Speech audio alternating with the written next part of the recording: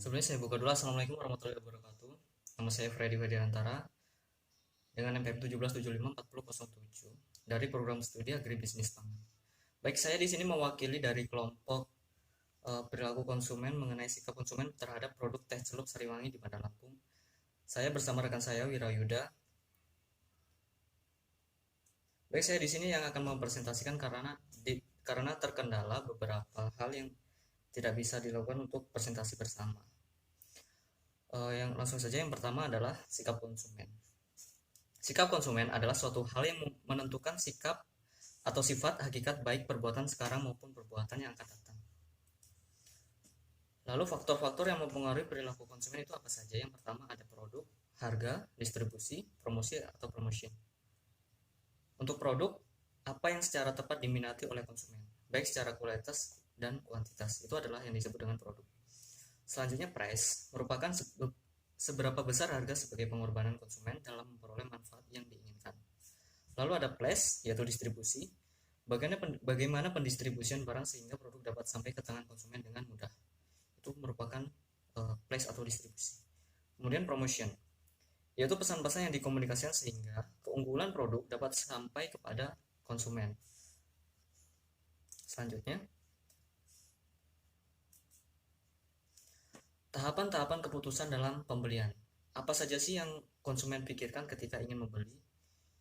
Yang pertama ada identifikasi masalah. Yang kedua ada pencarian alternatif sebuah produk. Yang ketiga ada evaluasi alternatif. Baru konsumen akan memutuskan untuk membeli produk. Yaitu yang keempat adalah keputusan untuk membeli. Dan yang terakhir adalah evaluasi purna beli.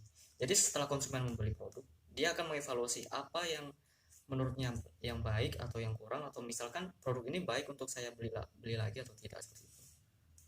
Next ada metode. Di sini saya mengambil metode, terdapat tiga metode. Yang pertama adalah ruang lingkup penelitian, yang kedua adalah metode penentuan sampelnya, yang ketiga adalah pengumpulan data. Untuk ruang lingkup penelitian sendiri, saya mengambil di sini objeknya adalah penelitian ini adalah masyarakat Kota Bandar Lampung.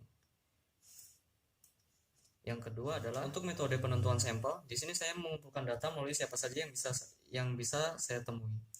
Jadi yang berkaitan dengan produk teh celup ini, siapa saja yang menurut saya yang memiliki keterkaitan atau keterlibatan dalam mengkonsumsi produk, maka itu bisa saya jadikan sebagai objek atau responden dari penelitian saya ini.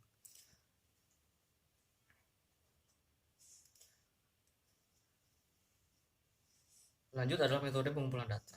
Metode dalam pengumpulan data yang akan digunakan dalam penelitian ini adalah dengan menggunakan data sekunder dan data primer. Di sini saya menggunakan mode skala Likert, yaitu sangat setuju, setuju, ragu, tidak setuju, sangat tidak setuju. Ini memiliki beberapa poin tersendiri. Misalkan sangat setuju terdapat 5 poin, setuju 4 poin, hingga 1 poin. Kemudian langsung masuk ke gambaran umum perusahaan. Unilever didirikan pada tanggal 5 Desember 1933 dengan nama awal yaitu Lever Zeefabrieken and V di daerah Angke, Jakarta. Pada tahun 1941, Unilever mendirikan pabrik kosmetik di Surabaya. Setelah dikuasai oleh pemerintah selama 4 tahun, Unilever mengoperasikan kembali berdasarkan Undang-Undang Penanaman Modal Asing pada tahun 1941. Pada tahun 1980, nama perseroan diubah menjadi PT Unilever Indonesia. Itu adalah gambaran umum dari perusahaan yang saya teliti ini adalah teh celup, yaitu dengan perusahaan induk perusahaan Unilever. Motivasi untuk membeli teh celup Sariwangi berdasarkan survei dari 36 responden. Di sini saya mengambil beberapa butir. Yang pertama ada cita rasa. Dari 36 responden menyatakan 91,7% setuju bahwa cita rasa itu sangat mempengaruhi kualitas atau minat konsumen untuk membeli. Lalu ada ketersediaan produk. 75% mengatakan setuju bahwa ketersediaan produk mempengaruhi mereka untuk mengkonsumsi teh celup Sariwangi. Jadi semakin banyak ketersediaan produk di pasaran, maka semakin banyak konsumen yang akan membeli atau semakin memudahkan konsumen untuk membeli. Lalu di sini ada iklan. Kalau untuk iklan ini ada variatif. Mereka lebih condong untuk mengatakan setuju. Di sini sangat setuju digambarkan 36,9% mengatakan sangat setuju dari 36 responden tersebut bahwa iklan sangat mempengaruhi mereka dalam memilih produk teh celup Sariwangi. Kemudian sisanya 33,3% mengatakan setuju. Lalu ada harga. Dari 36 responden, 58,3% mengatakan bahwa harga itu sangat mempengaruhi. Jadi semakin mahal atau semakin variatif harga, maka akan mempengaruhi daya beli masyarakat. Dan 36,1% mengatakan ragu. Jadi sebanyak 36,6% konsumen yang mengkonsumsi teh celup Sariwangi itu masih ragu. Karena mereka mungkin tidak menghiraukan harga di pasaran, karena mungkin harga teh celup di pasaran itu sudah sangat bersaing. Selanjutnya di sini ada butir referensi dalam membeli produk. Sebanyak 61,1% mengatakan setuju bahwa keluarga adalah referensi terbesar dalam membeli atau mengkonsumsi produk Sariwangi. Selanjutnya ada sumber data.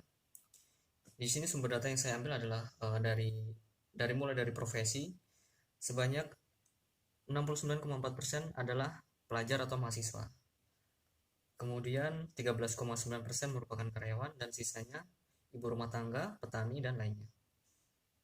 Lalu untuk usia yang saya ambil di sini sebanyak 80,6% merupakan usia dari 19 sampai 24 tahun dan 13,9% adalah 25 sampai 30 tahun. Selanjutnya ada atribut yang mempengaruhi sikap konsumen. Ini adalah tabel kategori tingkat kepercayaan dan tingkat evaluasi. Bisa dilihat ada nilainya.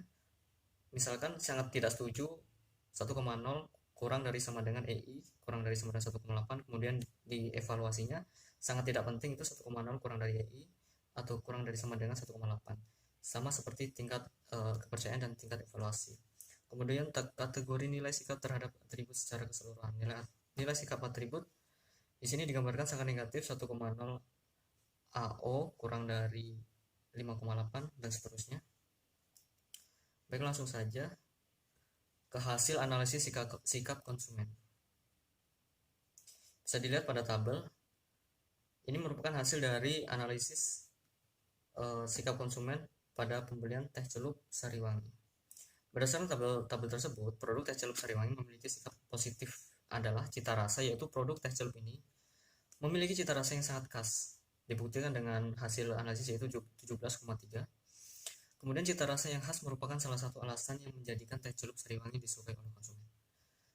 Lalu hasil penelitian tingkat kepentingan atribut teh celup Sariwangi menunjukkan bahwa responden menilai atribut teh celup Sariwangi itu penting. Dengan skor yaitu 4,19, cita rasa yang dimiliki produk merupakan hal yang penting untuk menjadikan konsumen lebih memilih teh celup Sariwangi. Ini akan mempengaruhi dari keputusan konsumen itu sendiri dalam membeli produk. Kemudian tingkat pelaksanaan atribut atau kepercayaan belief produk teh celup Sariwangi diketahui bahwa konsumen memiliki keyakinan atribut cita rasa yang khas merupakan salah satu atribut yang penting dengan skor yaitu sebesar 4,08. Yang terakhir adalah kesimpulan. PT Unilever Indonesia Tbk sangat memperhatikan terus dan mengembangkan merek dan produk untuk mengikuti perubahan kehidupan konsumen. Hal ini diperlukan untuk daya saing produk dan persaingan pasar yang ada di pasaran di Indonesia. Lalu tahapan pengambilan keputusan untuk pembelian suatu produk sangat penting dalam sebuah usaha. Lalu atribut produk teh celup Sariwangi berpengaruh terhadap minat konsumen untuk membeli produk. Seperti yang dijelaskan pada butir-butir sebelumnya, yang membuktikan bahwa produk butir-butir yang sudah saya jelaskan tadi merupakan faktor penting dalam konsumen menentukan iya atau tidak dalam membeli sebuah produk. Lalu cita rasa yang khas ini sama seperti dengan butir yang sebelumnya. Baik, mungkin cukup itu saja yang dapat saya presentasikan. Kurang lebihnya saya mohon maaf. Saya akhiri. Wabillahi taufiq wal hidayah. Wassalamualaikum warahmatullahi wabarakatuh.